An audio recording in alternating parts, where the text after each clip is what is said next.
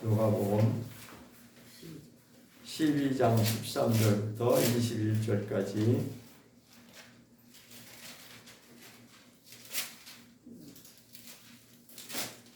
누가복음 12장 13절부터 21절까지 다 같이 읽겠습니다. 시작. 무리 중에 한 사람이 이르되 선생님 내 병을 당하여 유혹을 당하여 나한테 하소서하니 이르시되 이 사람아 누가 나를 너희 재판관이나 물건 나누는 자로 세우느냐 하시고 저희에게 이르시되 삼가 모든 탐심을 물리치라. 사람의 생명이 그 소유에 넉넉한 데 있지 아니하니라 하시고 또 비유로 저희에게 이르러 가라사대 한 부자가 그 밭에 소출을 풍성하니 심중에 생각하여 가로되 내가 곡식 쌓아둘 곳이 없으니 어찌할꼬 하고 또 가로되 내가 이렇게 하리라. 내 곡간을 헐고 더 크게 짓고 내 모든 곡식과 물건을 거기 쌓아두리라. 또 내가 내 영혼에게 이르되 영혼아 여러 술 물건을 많이 쌓아두었으니 평안히 쉬고 먹고 마시고 즐거워하자 하리라 하되 하나님은 이르시되 어리석은 자여 오늘 밤에 내 영혼을 도로 찾으리니 그러면 네 예비한 것이 네 것이 되리라 하셨으니 자기를 위하여 재물을 쌓아두고 하나님께 대하여 구여지지 못한 자가 이와 같으니라. 아멘. 아멘. 자리에 앉으십시오. 오늘 말씀은 겉사람과 속사람에 대해서 말씀을 나누도록 하겠습니다.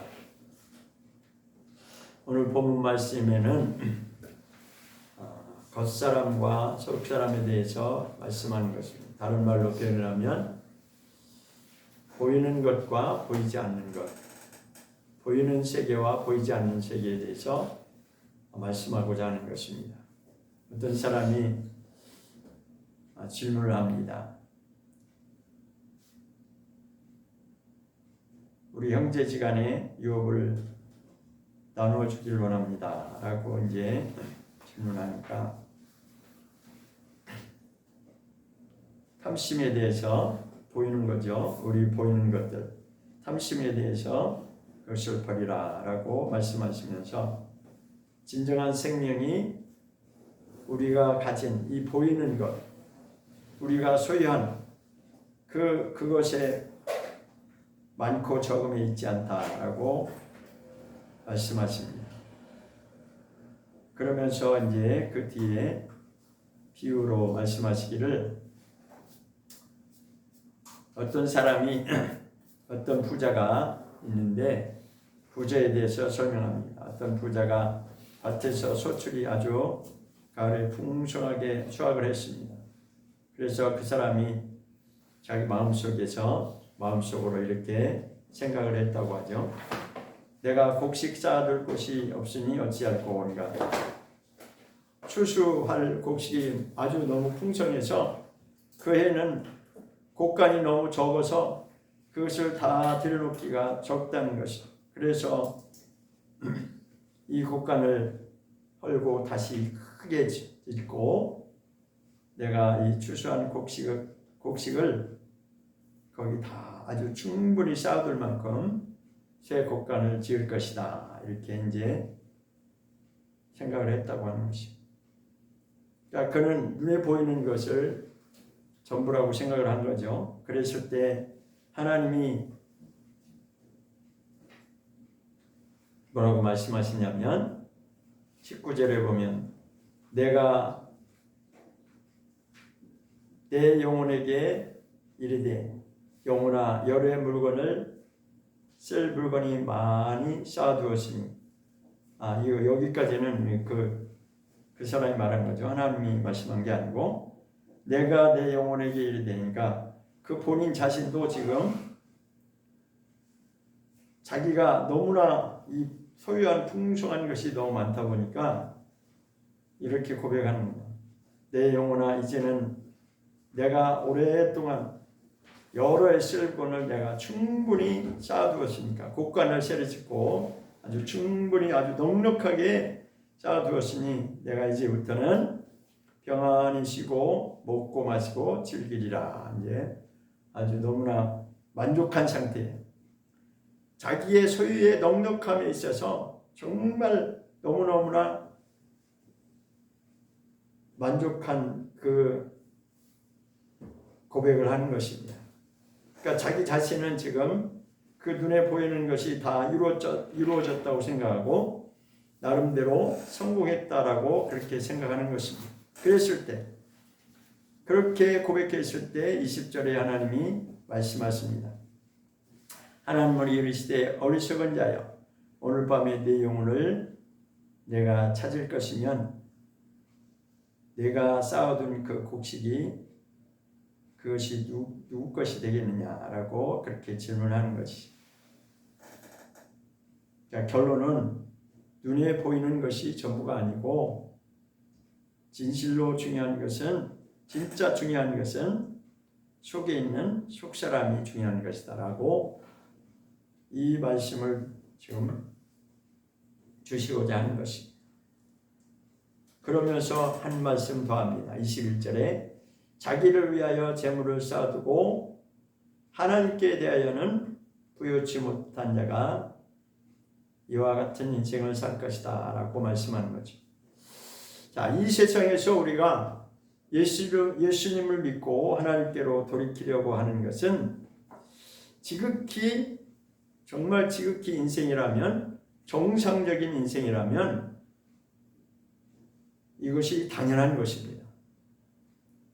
우리가 성경을 모르고 이 말씀을 인정하지 않기 때문에 그렇지, 모든 인생이 예외 없이 누구나 다 태어나서 내 인생을 마칠 때까지 하나님께로 돌아가는 것이 목적이 되어야 됩니다. 그것이 우리의 인생을 하나님이 허락하신 이유라고 성경은 말씀하고 있습니다. 그러나 대부분의 사람들은 그렇지 않죠. 그러면서 오늘날 이 세대는 기독교의 신앙을 가지고 그 중에서도 정말 말씀대로 진실하게 바르게 살려고 하는 자들은 이제 비정상적인 것처럼 그렇게 여겨지는 그런 시대에 우리가 살고 있습니다. 그렇지만 우리는 그러면 그럴수록 더욱 본질로 돌아가서 우리가 왜 이 세상에 태어났는지, 우리가 삶의 목적이 무엇인지를 바로 깨닫고 그렇게 우리가 돌아가는 인생이 되어야 됩니다. 우리는 모두가 예외 없이 그 부모의 혈통을 받고 이 땅에 태어난 자들이고, 어미의 뱃속에서 10달이라고 하는 그 기간 동안 있다가 이 세상에 태어난 것입니다. 마찬가지로 이 땅에 있는 동안에 우리의 삶의 여정은 우리가 어떻게 살았느냐에 따라서 그 다음에 하나님이 예비하시고 약속하신 그 나라에 들어갈 자가 있고 못 들어갈 자가 있다는 것을 성경은 밝히 말씀하고 있습니다. 이것을 우리가 무시하면 정말 이것을 하나님이 약속하신, 하나님이 예비하신, 하나님이 정하신 이 삶의 원칙을 무시한다면 그날에 우리는 정말 돌이킬 수 없는 그러한 후회를 할 수밖에 없을 것입니다. 그래서 누가복음 11장 40절을 한번 보겠습니다. 누가복음 11장 40절에 보겠습니다.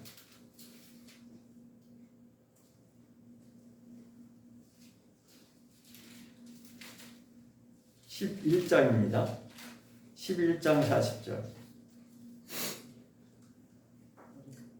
시작. 어리석은 자들아 밖을 만드시니까 속도 만들지 아니하셨느냐. 다시 한번. 어리석은 자들아 밖을 만드시니까 속도 만들지 아니하셨느냐. 자, 이 말씀을 37절부터 거슬러서 다시 한번 읽고, 예수께서 37절 예수께서 말씀하실 때 한 바리새인이 자기와 함께 점심 잡수시기를 정함으로 들어가 앉으셨더니 잡수시기 전에 손 씻지 아니하심을 보고 바리새인들이 보고 이상히 여기는지라 주께서 이르시되 너희 바리새인은 지금 잔과 대접이 겉은 깨끗이 하나 너희 속인즉 탐욕과 악독이 가득하도다. 그러니까 이 겉사람과 속사람에 대해서 지금 말씀하시는 것입니다. 바리새인들이 손 씻지 않고, 그러니까 그 유대인들의 그 규례에 식사하기 전에 이제 손 씻고 밥 먹는 게 있죠. 있나 봐요. 이제 우리는 잘 모르지만 어쨌든 그러니까 손을 씻지 않으니까 이상하다라고 여겼어요. 그러니까 주님이 그 속을 이미 다 들여다보시고 그들이 지금 속으로 무슨 생각하는지를 말을 안 해도 다 지금 알고 있다는 것이. 주께서 39절에 주께서 이르시되 너희 바리새인은 지금 잔과 대접은 겉은 깨끗이 하려고 하지만 너희 속사람은 지금 문제가 심각하다는 거죠. 속사람인즉 탐욕이 가득하고 악독이 가득하다는 것입니다. 우리의 인생을 지금 그렇게 말씀하고 있는 것입니다. 바리새인들만 우리가 이제 이렇게 성경을 읽으면 바리새인들은 그랬구나 이것이 아니라 우리의 인생들의 모습이 그렇다는 거예요. 바리새인들만 그렇다는 것이 아니에요. 깨닫지 못하면 우리 겉사람, 이 육체의 겉사람은 그렇게 애지중지하고 소중히 여기는데 정작 더 중요한, 정말 우리가 소중하게 여겨야 될 속사람은 지금 문제가 심각하다는 거지.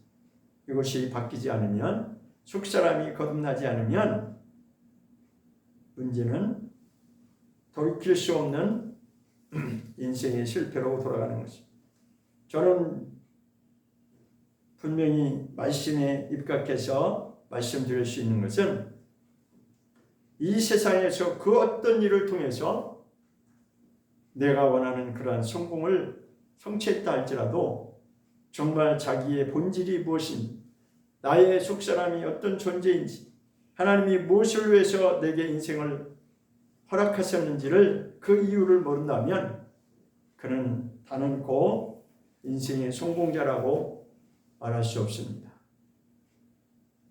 자, 본질로 돌아가면 창세기 2장으로 가보겠습니다.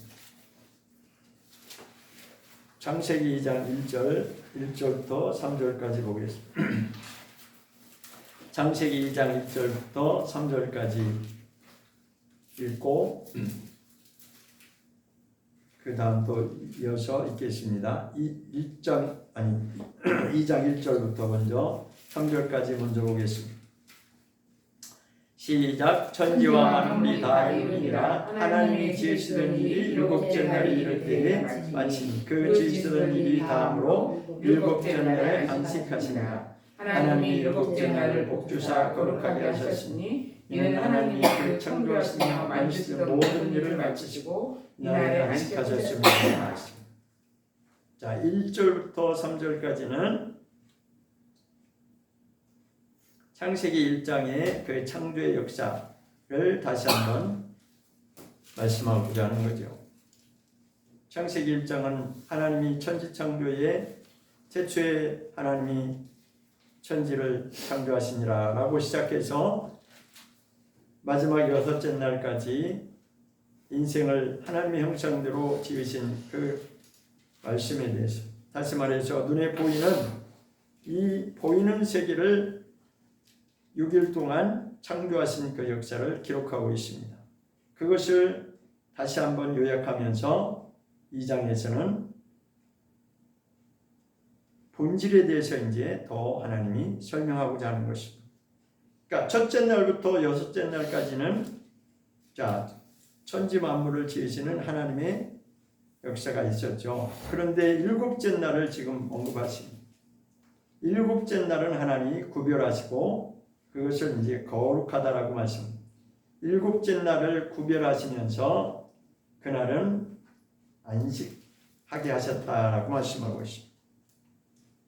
그러니까 7째 날이라고 하는 것은 사실은 이제 하나님의 목적이 드러나고 있는 것이죠. 하나님의 목적은 보이는 세계가 전부가 아니고 보이지 않는 영적 세계를 지금 하나님께서 새롭게 하고자 하는 목적이 여기에 담겨져 있습니다. 그러니까 안식이라고 하는 것은 사실은 이제 우리 인생을 한마디로 말씀드리자면 이 땅에서 우리가 사는 모든 여정은 모형과 같은 것입니다. 그 모형과 같은 것이 무엇을 목적으로 하나님 주셨냐면 하나님 나라가 있다라고 하는 것을 깨닫게 하기 위해서, 그것을 가르쳐 주시기 위해서 이 땅의 모형과 같은 것으로 하나님이 설명하십니다.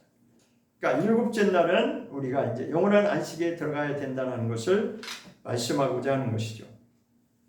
자, 그런데 이제 4절부터 다시 또 이렇게 설명을 하십니다. 4절에 보면 여호와 하나님이 천지를 창조하신 때에 천지에 창조된 대략이 이러하니라 이렇게 말씀하시고, 그 다음에 이제 인생을 어떻게 지으셨는지 이제 설명하고 있는 거죠. 7절에 보겠습니다. 7절 시작. 여호와 하나님이 흙으로 사람을 지으시고 생기를 그 코에 불어넣으시니 사람이 생명이 됐다라고 말씀하고 있습니다. 이것이 이제 본질로 지금 들어가는 것이. 자, 1장에서는 여섯째 날에 하나님의 형상대로 사람을 만들었다라고 그렇게 이제 큰 틀에서 말씀하셨는데, 2장에서는 7절에서 이제 본질적으로 확실하게 말씀하십니다. 사람만큼은 흙으로 처음에 지으시고 두 번째로 영적인 존재로 하나님이 생기를 그 코에 불어넣으셨다라고 말씀하고 있습니다. 그러니까 사람의 창조의 역사에서 두 가지를 말씀하고 있는 것입니다. 보이는 세계와 보이지 않는 세계를 동시에 가지고 있다는 것이죠. 보이는 것은 육체를 말하는 것이고 보이지 않는 존재는 영적인 존재가 있다라고 하는 것을 분명히 말씀하고 있습니다.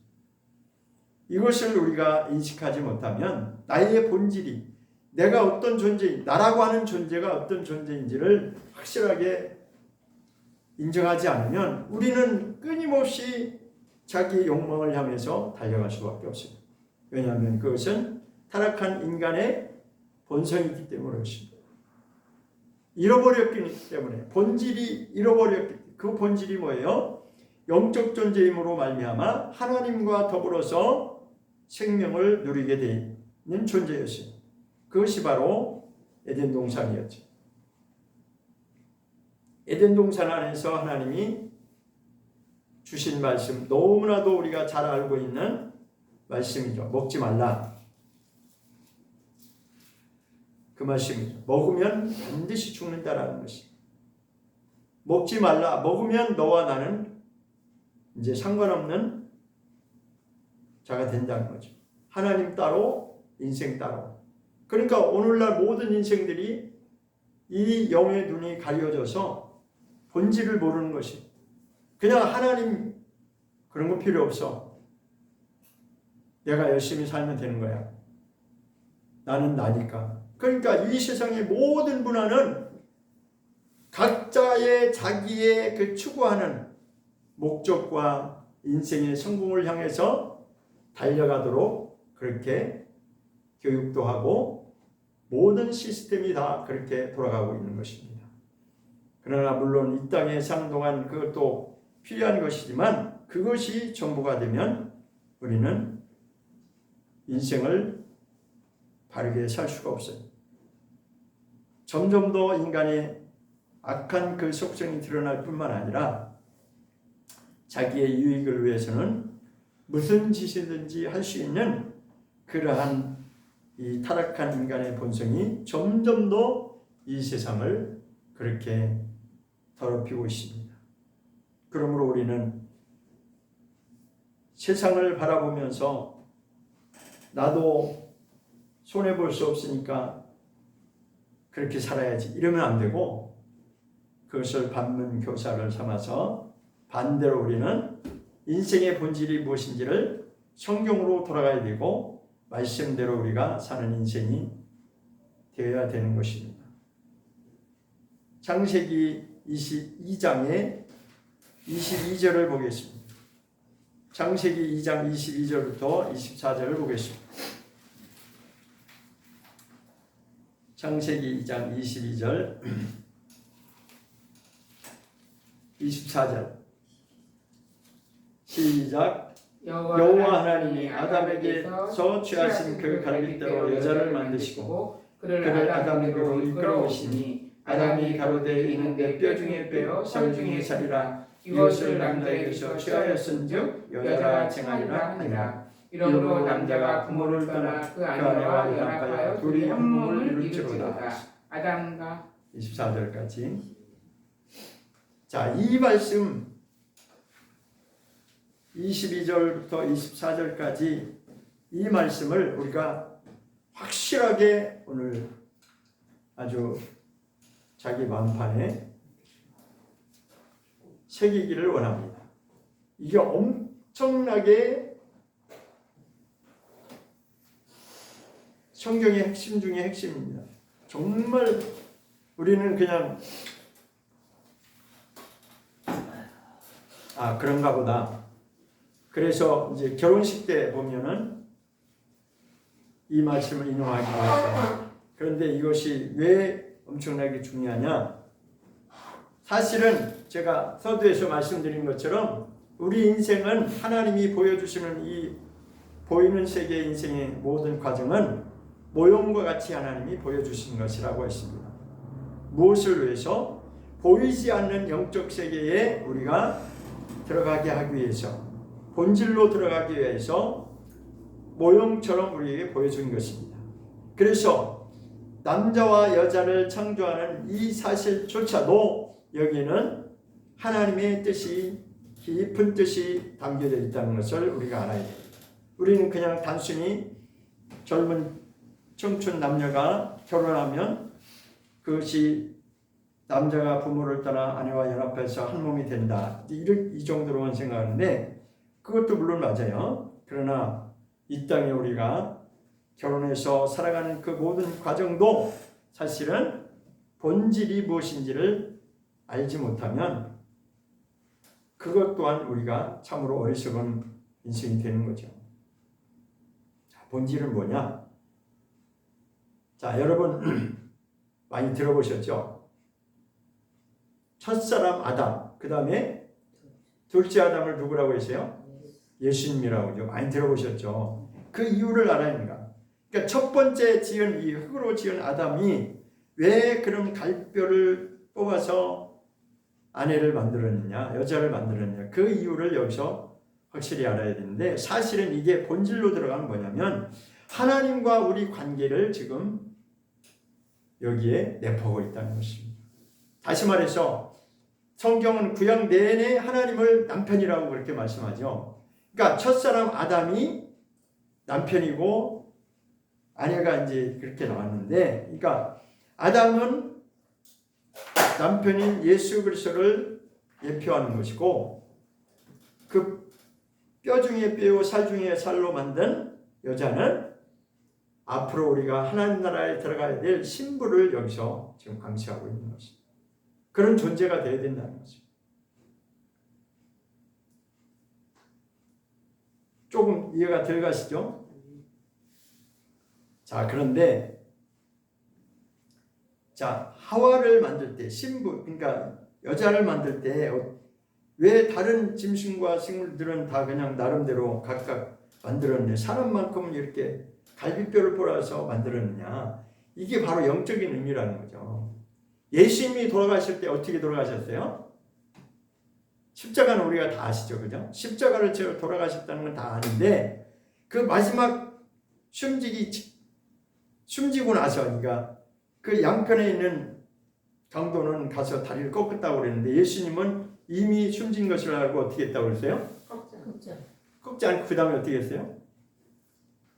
군병들이 창으로 어디를 찔렀어요? 옆구리 찔렸잖아요. 그러니까 옆구리 찔르니까 거기서 뭐가 나왔어요? 피와 물이 나왔다고 그러죠. 바로 그겁니다.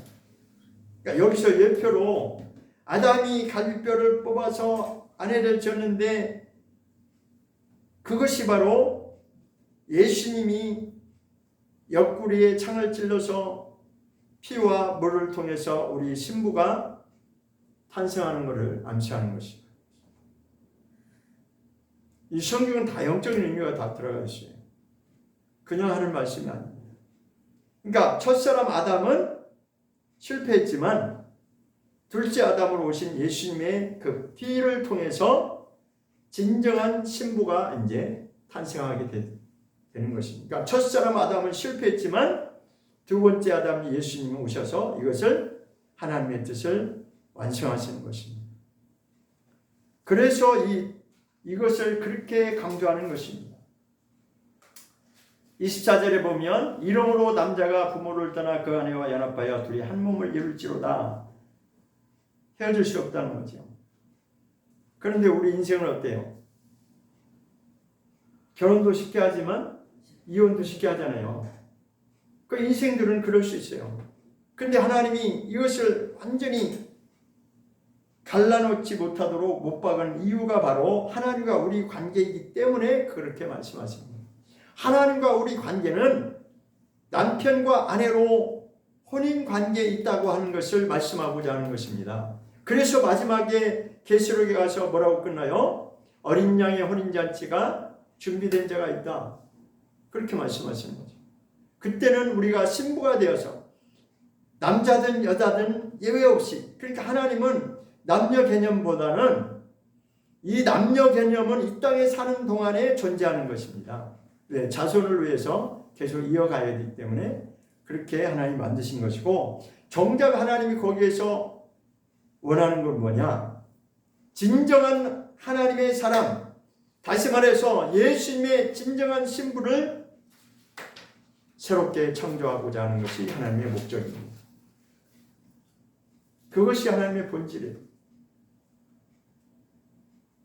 그러니까 먹지 말라고 하는 첫 번째 그 언약, 하나님과의 관계에서 그 언약을 반드시 지켜야 되는데 그것이 깨졌어요. 하나님과의 그 서약이 깨졌습니다. 그래서 예수님의 그 보혈의 피로 말미암아 예수님이 옆구리에 창을 찔렀을 때 피와 물과 피가 나왔다고 하는 그 사실을 우리가 분명히 알아야 되는데, 그 예수님의 피로 인해서 새 언약이 맺어졌다라고 하는 것이 바로 신약의 결론인 것입니다. 자, 그러면 또 다른 성경을 통해서 한번 보도록 하겠습니다. 요한복음 19장. 요한복음 19장 32절, 요한복음 19장 32절, 34절.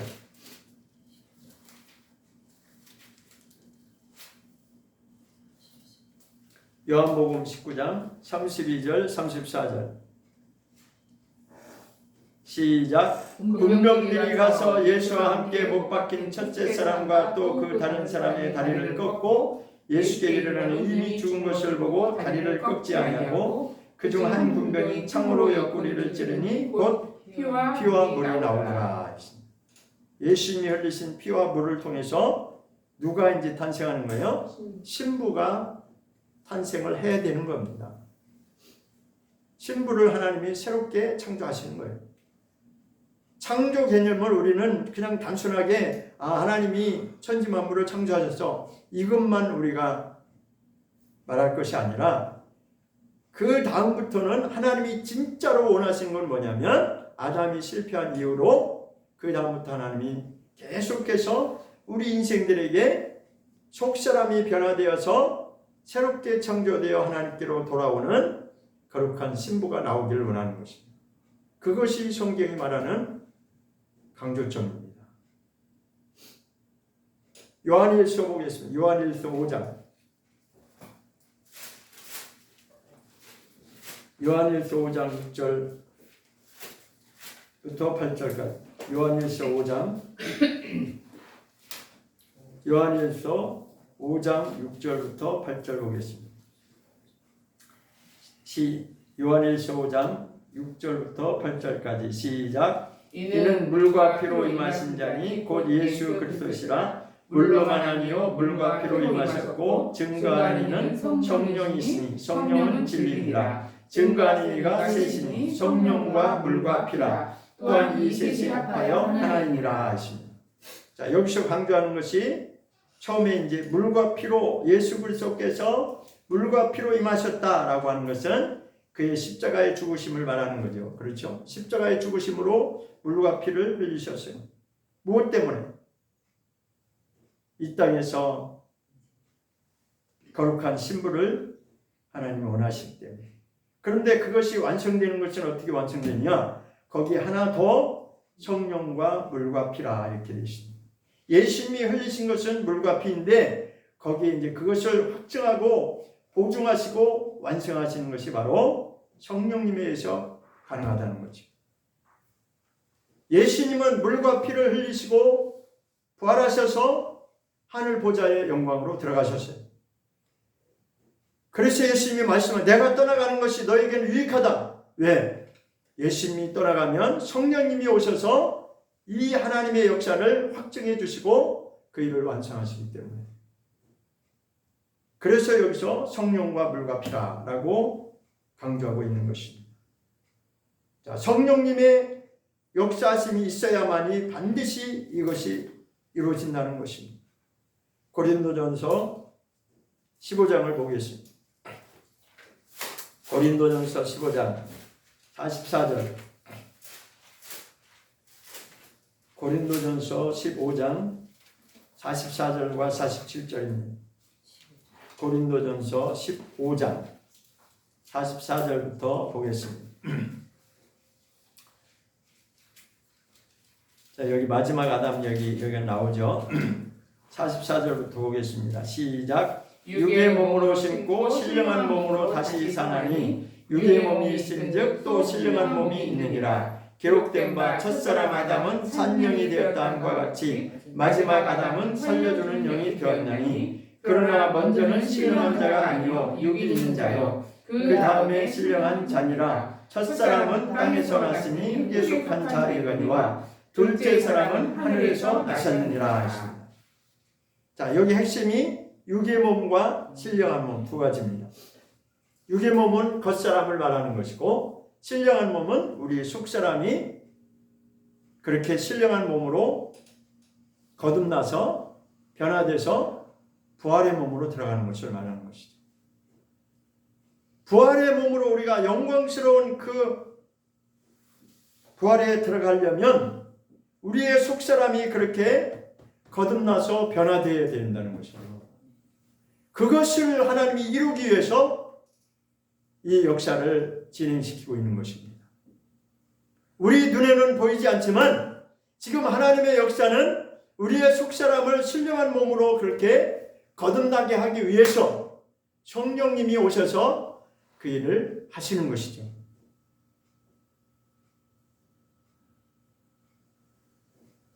그리고 첫사람 아담은 실패했다는 것이에요. 왜 실패했어요? 그는 육에 속한 자고 땅에 속한 자고, 그러니까 아까 47절 이거죠. 첫사람은 땅에서 났으니 육에 속한 자이거니와 둘째 사람은 하늘에서. 둘째 사람이 누구예요? 예수님을 말하는 거예요. 예수님이 본질이라는 거예요. 첫사람 아담은 예수님이 오실 예표로 보여주신 것입니다. 그러나 그는 하나님의 말씀을 지키지 못했어요. 실패했어요.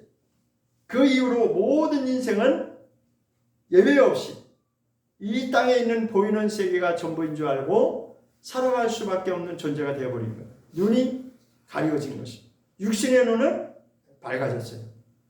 육신의 눈은 더 밝아졌어요. 어떻게 하면 내가 유익한 길을 내게 유익을 내가 취할 것인가? 사람들은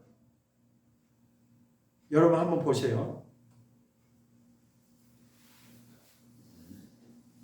이 땅에 살아가는 동안에 누가 가르치지 않아도 본질적으로 내가 어떻게 해야 내게 유익이 된다고 하는 것을 아주 너무나 잘 알죠. 그죠? 자, 보세요. 안타까운 것은 자, 그래도 초등학교 때까지만 해도 그 순수성이 그래도 남아있어요. 근데 제가 느낀 바로는 중학교만 들어가면 이게 달라지기 시작해요. 왜 그래요? 세상의 모든 지식이 다 그렇게 아주 훈련을 시키고 가르치기 때문에 그렇게 철저하게 훈련시키잖아요. 그런데 본질적으로 우리가 하나님의 자녀로 하나님의 형상을 닮은 이 존재가 잃어버린 하나님의 형상을 다시 회복해야 된다고 하는 것을 훈련하고 가르치는 데는 없어요. 교회밖에 없는데 교회도 지금 다 헬렐레 하고 있죠. 다. 교회도 지금 다 헬렐레 하고 있어요. 그냥 듣기 좋은 말만 하고 사람이 듣기 좋은 말만 해서 많은 사람들이 우리가 본질을 분명히 알아야 됩니다.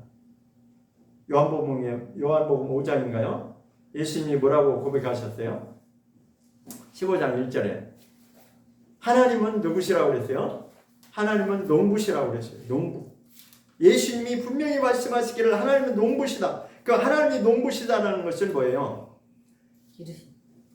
저기 저 텃밭에 나가서 괭이 들고 삽 들고 예수님이 농사 진다는 그 뜻인가요? 사람을 농사 짓고 있다는 거예요. 사람을 농사 짓고 있다는 거예요. 지금 하나님이 그 일을 하고 계시다는 거예요.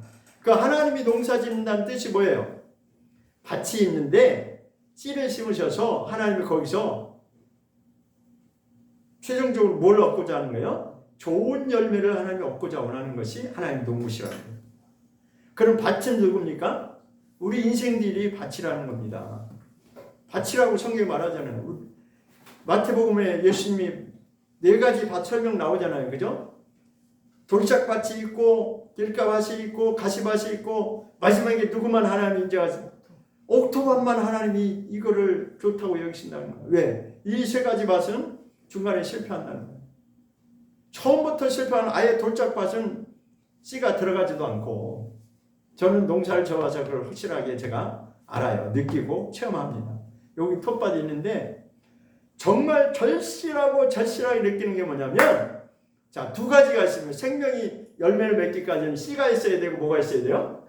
밭이 있어요. 2가지가 정말 중요해요. 씨가 중요해요? 밭이 중요해요? 밭이 중요해요? 씨가 중요해요? 씨도 중요하고 밭도 중요하죠. 그런데 성경을 보면 볼수록 밭이 얼마나 중요한지를 지금 강조하고 있어요. 그게 바로 옥토밭입니다. 왜? 하나님의 씨는 문제가 없어요. 하나님의 씨는 말씀으로 인생들에게 뿌려지고 있는데 거기에서 열매를 맺혀줄 수 있는 자는 옥토밭만이 열매를 맺을 수 있다는 것입니다. 나머지 3가지 밭은 중간에 헬렐레에서 다 나가 떨어지는 실패로 끝난다는 거예요. 첫 번째 돌짝밭은 뭐 말할 필요도 없고 길가밭은 씨가 떨어지긴 떨어졌는데 조금 시간 지나가지고 그냥 새가 다 주워 먹어버려요. 없어져 버려요. 마귀가 그냥 날려버렸다는 거예요. 그 다음에 가시밭은 뭡니까? 사는 동안에 내가 은혜는 받았는데 씨가 떨어졌는데 가시가 뭐예요? 내가 인생살이 하면서 이것도 해야 되고 저것도 해야 되고 인생 걱정 때문에 세상 염려 때문에 그것이 다 완전히 나의 인생이 가려져 갖고 이 씨가 자라서 열매를 맺어야 되는데 자라지 못하고 그 안에 다 갇혀 있어서 지금 열매 맺지 못한다는 거죠.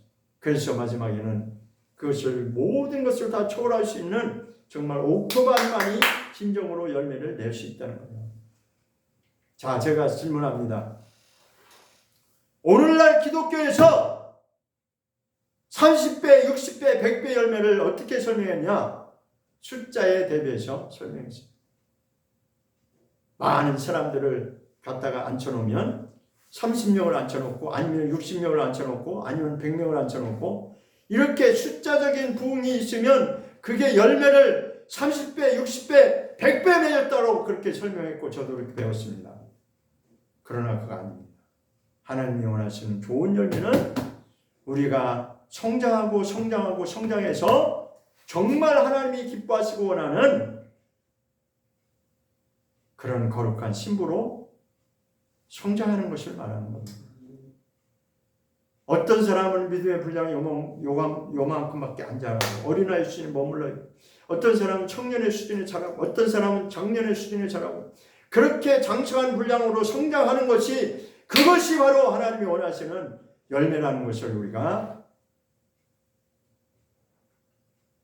깨달으시고 인정하셔야 됩니다. 나의 존재가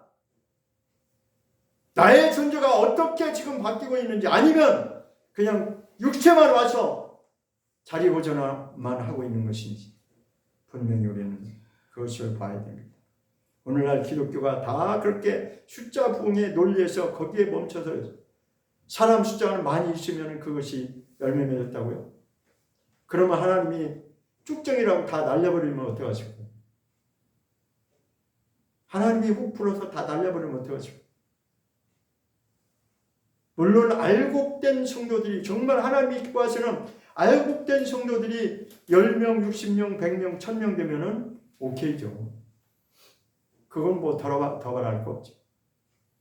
그러나 아무리 숫자를 많이 갖다 불려놨어도 그것을 열매라고 끝까지 고집하면서 자기 속사람을, 아까 그랬잖아요. 너희 속은 지금 탐심이 가득하고 악독으로 가득한데 지금 겉사람만 그 깨끗이 한다고 그게 전부냐? 우리가 그렇게 살고 있다는 거죠. 겉사람으로 거룩한 척하고 가운 입고 저도 목사지만 목사람 돼가고서 가운 입고 다 거룩한 척하면 그게 거룩한 겁니다.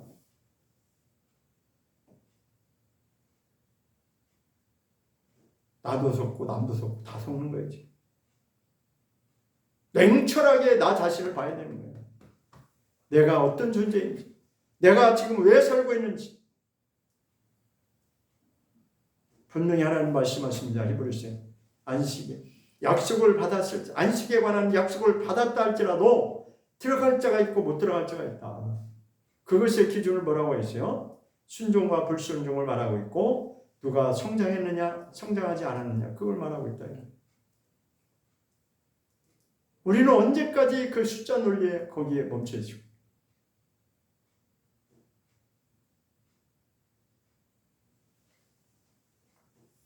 히브리서 9장 보겠습니다.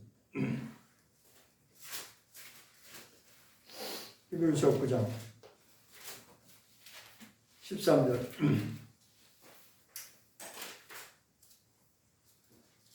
13절부터 15절까지 보겠습니다.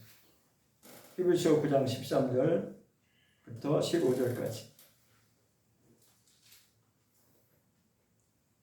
시작. 염소와 황소의 피와 및 암송아지의 죄로 부정한 자에게 무려 그 육체를 정결케 하여 거룩케 하거든 하물며 영원하신 성령으로 말미암아 흠없는 자기를 하나님께 드린 그리스도의 피가 어찌 너희 양심으로 죽은 행실에서 깨끗하게 하고 살아계신 하나님을 섬기게 못하겠느뇨. 이를 인하여 그는 새 언약의 중보니 이는 첫 언약 때 범한 죄를 촉하려고 죽으사 부르심을 입은 자로 하여금 영원한 기업의 약속을 얻게 하려 하심이니라 하십니다.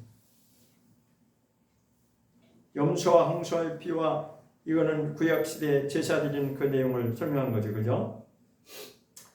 그 수천 년 동안을 그렇게 진승을 잡아서 피를 흘려서 제사 드리는 통해서 훈련을 시켰는데, 본질은 예수님이 피를 흘리셔서 지금 그 일을 완성하신 거죠. 또한 그것을 보증하시는 이가 곧 성령님이 오셔서 그것을 확정하고 있습니다.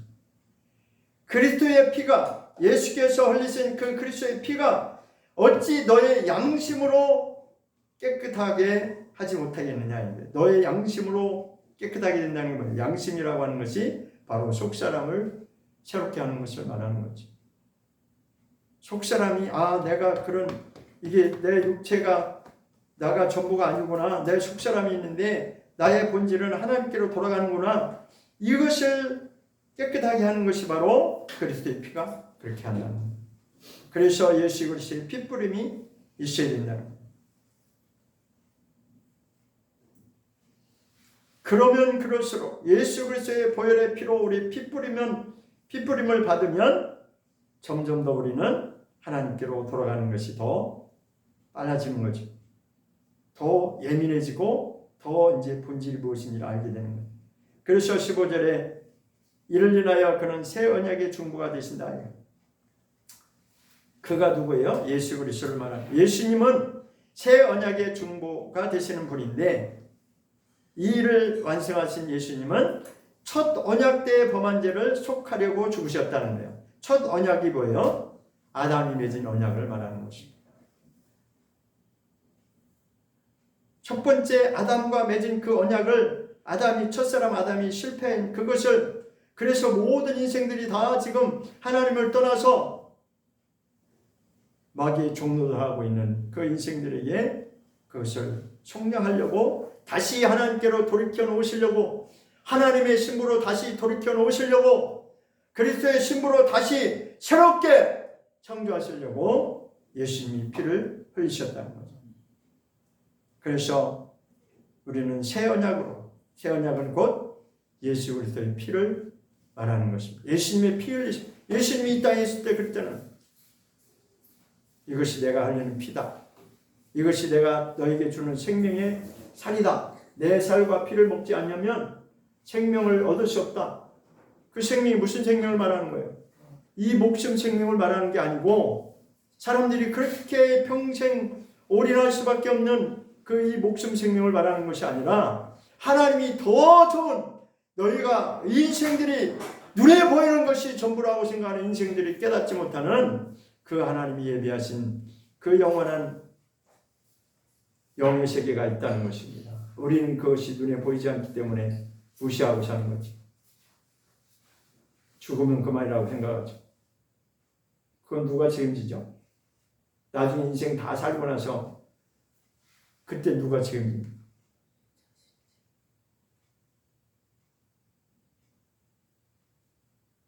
첫 언약 때 아담이 실패한 그 죄를 속량하시고 예수님이 대신 죽어주심으로 말미암아 새롭게 언약을 맺었다는 거죠. 그래서 새 언약입니다.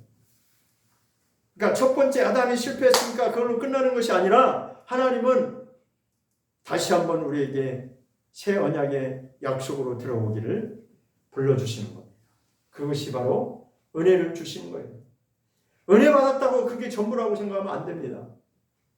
잃어버린 것을 다시 되찾게 하시려고, 그 과정을 우리에게 허락하시려고 은혜를 주신 것입니다. 눈 뜨라고. 아담이 영의 눈이 가리고 육의 눈이 떠져서 먹음직하고 보암직하고 그 눈에 보이는 것만 쫓아서 살 수밖에 없는 그런 인생들에게 다시 한번 눈을 뜨라고. 눈을 뜨고 하나님이 예비하신 것은 너희가 상상할 수 없는 그 영원한 예비된 나라가 있다. 그러니까 엄마 뱃속에 있는 그 10개월 아니 9개월인가요? 어쨌든 그 기간이 중요한 그 기간 동안에 준비되어서 이 세상에 태어난 것과 마찬가지로 이 세상에 100년 안팎으로 되는 이 인생의 기회를 하나님이 주신 것은 그보다 더 영원한 보이지 않는 영의 나라, 영의 세계가 존재한다고 하는 그날을 준비하라고 우리에게 인생의 기회를 허락하셨다는 것입니다. 그러면 단호하게 너는 왜 사냐라고 물어보면 나는 천국 가기 위해서 삽니다라고 당당하게 말할 수 있어야 되고 또 그렇게 살아야 되는 것입니다. 그것이 진정한 성공을 향해서 가는 거예요. 그러니까 사람들은 이 손에 움켜쥐는 이것이 성공이라고 이것만 움켜쥐려고 계속 달려가고 있는데, 그보다 더 중요한 것이 지금 내 앞에 준비할 것이냐 못할 것이냐, 내 앞에 지금 앞으로 남아있는 그 숙제입니다. 세월은 점점 더 가고 있고 그 인생은 누가 대신 살아줄 수도 없고,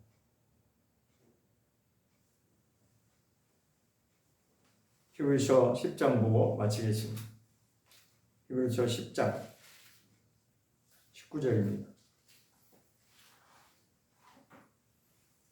히브리서 10장 19절부터 22절까지 보겠습니다.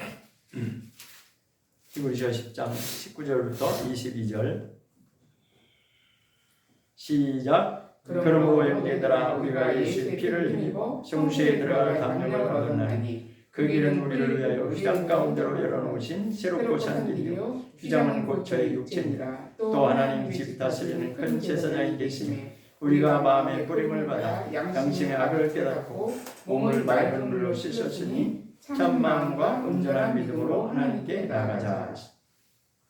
하나님께 돌아가자는 거죠. 우리의 본질이 그거니까.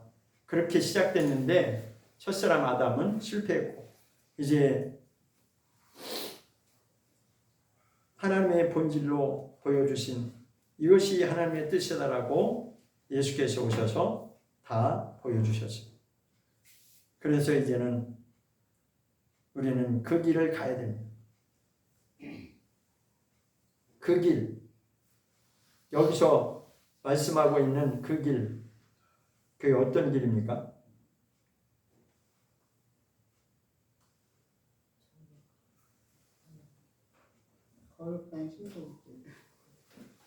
지성소로 들어가는 길입니다. 지성소 안으로 들어가는 길. 여기 그랬잖아요. 우리를 위하여 휘장 가운데로 열어놓으신 게, 휘장은 성소와 지성소 사이에 그 휘장을 말하는데 예수님의 피를 흘리시는 순간에 그것이 우리로부터 아래까지 찢어져서 나눠져서 이제는 누구든지 본질로 다 들어갈 수 있어요. 구약 시대는 대제사장만이 자격이 있었지만 이제는 우리 모두가 자기가 얼만큼 사모하느냐에 따라서 달라지는 것입니다. 예수님이 죽어주심으로 말미암아, 휘장은 곧 저희 육체라고 표현했잖아요. 그죠? 예수님이 죽는 순간에 실제로 그 성소와 지성소 사이에 가로막혔던 휘장이 갈라졌어요. 그때부터 이제는 22절에 우리가 마음에 뿌림을 받는다고 하는 것은 예수님의 보혈의 피를 뿌림받는다는 것입니다. 예수님이 흘리신 그 피뿌림을 받으면 받을수록 내가 어떤 존재라는 것을 알게 되는 겁니다. 내가 내 양심의 내 속에 악이 얼만큼 심각하다고 하는 것을 깨닫고 몸을 맑은 물로 씻어 이제부터는 진실한 마음으로 온전한 믿음으로 하나님께 돌아가기를 원한다는 것입니다. 그것이 바로 지성소까지 들어가는 것입니다. 그래서 모세를 통해서 성막을 지으라 하신 것은 하늘나라의 모형을 가르쳐 주신 것입니다. 그럼 이 땅에 지어진 성막과 성전은 모형과 같은 것입니다. 그럼 하나님이 왜 그걸 지으라고 하셨냐? 하늘나라에 실제로 그것이 존재하기 때문에, 하늘나라가 실제로 존재하기 때문에. 심심풀이로 하나님이 한 게 아니에요. 하나님 나라가 있다. 이것을 이 땅에 그대로 하나님의 모형과 같이 높이는 얼마, 넓이는 얼마, 길이는 얼마 다 그거 아주 치수까지 다 알려주면서 지으라고 한 거예요. 하늘나라에 성소가 있다는 것입니다. 지성소가 있다는 것이에요. 하나님의 보좌가 있다는 것입니다. 우리의 신앙생활이 허투루 세월만 보내는 그런 교회만 다니는 그러한 신앙은 위험합니다. 아무도 책임질 수 없어요. 말씀만이 진실합니다. 말씀만이 보증이에요. 아무도 그 가운을 그럴듯하게 입고 나와서 한다고 해서 그 사람 책임 못 집니다. 우리는 말씀으로 돌아가서 확실하게 분명하게 우리 인생의 그 갈 길을 정하고 그렇게 가는 저와 여러분이 될 수 있기를 예수 이름으로 축원합니다. 기도하겠습니다.